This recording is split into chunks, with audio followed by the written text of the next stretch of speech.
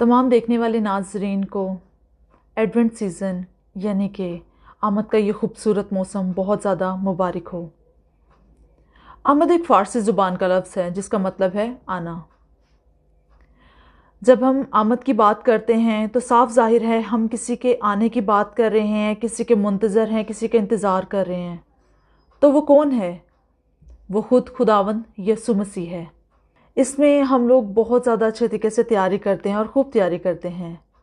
आमद का मौसम 4 इतवारों पर मुश्तमिल होता है।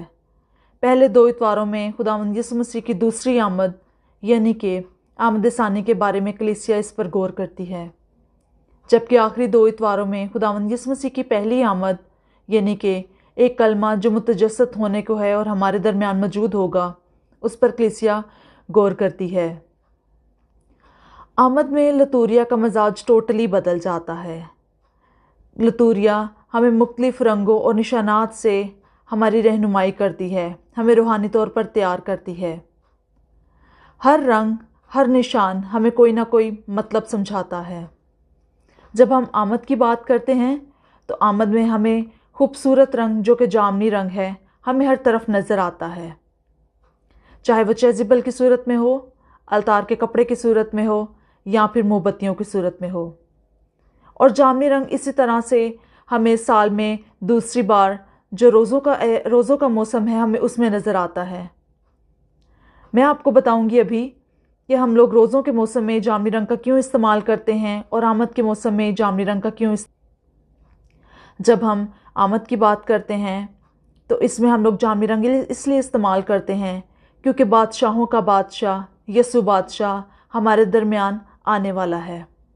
पहले वक्तों में बादशाहों को जामनी रंग पहनाया जाता था जो कि शान व शौकत, इज़्ज़त और एहतराम का निशान होता था। इसी तरह से जब हम रोज़ों की बात करते हैं तो रोज़ों में जामनी रंग तौबा, पशेमानी और कुफ़ारे का निशान है, कुफ़ारे की अलामत समझा जाता है, जिसमें हम लोग तौबा करते हैं और पशेमान होकर अपने गुनाहों का इतराफ़ करते हैं और खुदावंद यीशु मसीह के दुखों में शामिल होते हैं। इसी तरह से जब हम आमद की बात कर रहे हैं तो आमद के रंगों में हमें बड़ा खूबसूरत रंग पिंक भी साथ ही नज़र आता है जामनी रंग के साथ। पिंक ये सुर्ख रंग की ही एक फैमिली का हिस्सा है। अगर हम लोग जामे शीरी को देखते हैं, अगर उसमें दूध शामिल किया जाए तो वो गुलाबी रंग इख्तियार कर लेता है। इसी तरह से गुलाबी रंग शादमानी, खुशी का निशान है। अभी हम लोगों ने रंगों पर बात की है, इसी के साथ साथ बहुत खूबसूरत हमें एक और चीज़ आमद के अयाम में नज़र आती है और वो है रीत, एडवेंट रीत जिसे कहा जाता है। एडवेंट रीत चूँकि गोल होती है, ना हमें ये स्टार की सूरत में नज़र आती है, ना ही चकोर, ना ही तकोन, हमें ये गोल नज़र आती है और हर जगह पे गोलाई में ही इसका इस्तेमाल किया जाता है।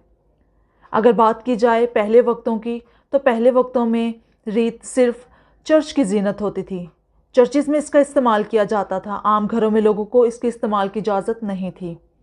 मगर आहिस्ता आहिस्ता वक्त गुजरने के साथ साथ इसको लोगों ने घरों में भी सजाना शुरू किया, इसकी अहमियत को समझा। अब हम रीत की बात करते हैं, एडवेंट रीत की। एडवेंट रीत जो कि गोल है और इसका भी बहुत ख़ास और ख़ूबसूरत मतलब है। गोल पहियानुमा शक्ल हमें बताती है ना इसका कोई आखिर है और ना ही इसका कोई शुरू, बिल्कुल खुदावंद यीशु मसीह की मोहब्बत की तरह। खुदावंद यीशु मसीह जो अल्फ़ा और ओमेगा है। अब हम बात करते हैं आमद के अयाम में इस्तेमाल होने वाली 4 मोमबत्तियों की। पहली मोमबत्ती जो जामनी रंग की जलाई जाती है, इसको नबियों की शम्मा भी कहा जाता है, क्योंकि इशाया नबी ने नबूवत की थी कि देखो एक कंवारी हामला होगी और बेटा जनेगी और तुम उसका नाम इमैनुएल रखना, इसलिए इसको नबियों की शम्मा भी कहा जाता है।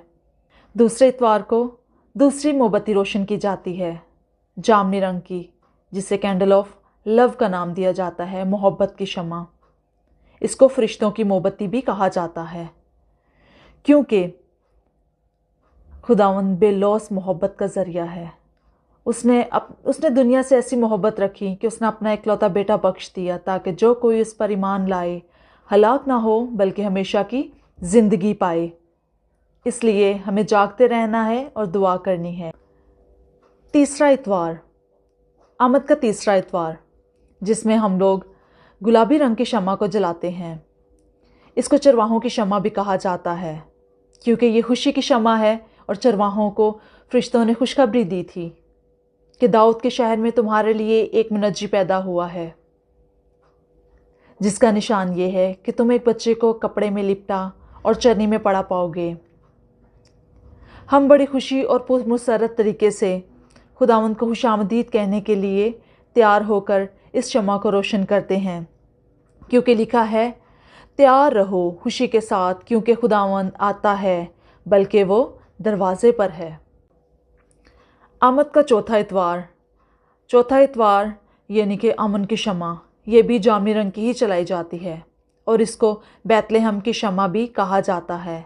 बैतलहम वो बैतलहम जहाँ पे हम लोग माँ मुकद्दसा मरियम और वली यूसुफ के सफ़र को देखते हैं कि कैसे उन्होंने खुदावंद यीशु मसीह को वहाँ पे जाकर जन्म दिया, कैसे एक अस्तबल में जो जानवरों के रहने की जगह है, एक चरनी में खुदावंद यीशु मसीह पैदा हुए हमारे लिए। इसी के साथ साथ हम लोग इस शम्मा को जलाते हैं। पांचवी मोमबत्ती, जो कि नूर की मोमबत्ती है, सफ़ेद रंग की, ये ज़्यादातर पाकिस्तान में नहीं जलाई जाती, बैरून मुल्क में ही ज़्यादा रिवाज है इसका।